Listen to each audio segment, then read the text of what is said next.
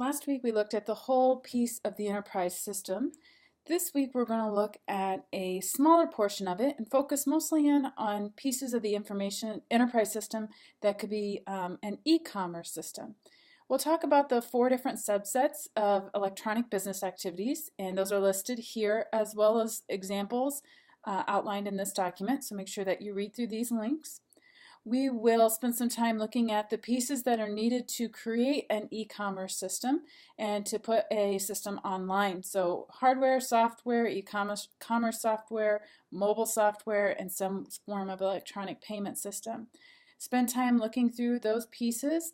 Know that there are often companies and businesses out there that will do all of these for you, minus maybe the hardware portion of it. So take a look at those and research those, understand all the components that go into those. We'll look at some of the advantages that a company could potentially receive by using an electronic commerce system. For your early posts this week, you'll want to get in here and post 3 businesses that would have difficulty becoming successful e-commerce organizations. So after you read all this, you can think about those businesses that you interact with or maybe that you don't interact with because they don't have e-commerce systems. And you'll post those 3 paragraphs to this discussion board. This is worth 10 points, so you want to get this in early to avoid the 2-point late deduction for not giving your classmates enough time to participate. Then you're going to pick an e-commerce site, do a site review over it using either Jing or Prezi that you learned last week.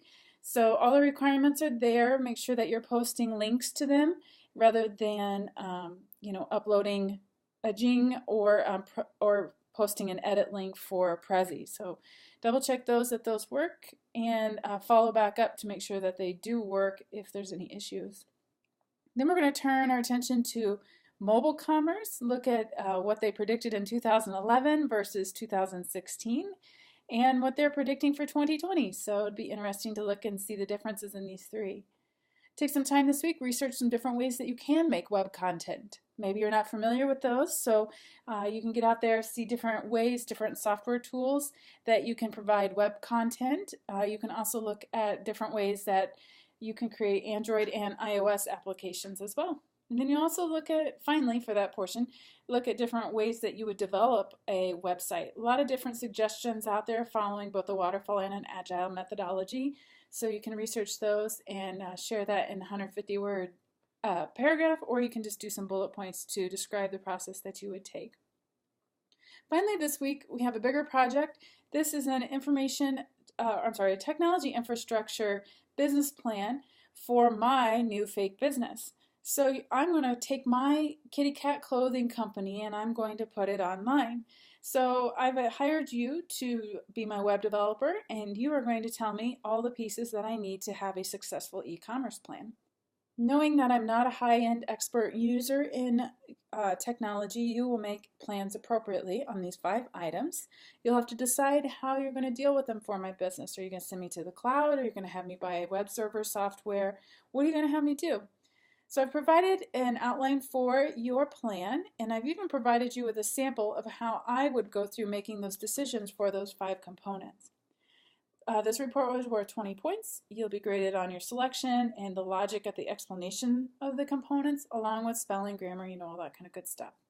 So instead of an essay test this week, you're going to do some application where you actually go out there and you're going to pick these different companies or businesses or hardware for my business. So I look forward to seeing your recommendations. Full disclosure, I do not sew kitty cat clothing. I don't even think I could do anything like that. Let alone could you get a cat to sit still long enough for you to try clothes on them. So anyway, I hope you enjoy that activity where you get a chance to look at all the different kinds of providers of those components. As always, if you have any questions, please let me know. I hope you have a fantastic week.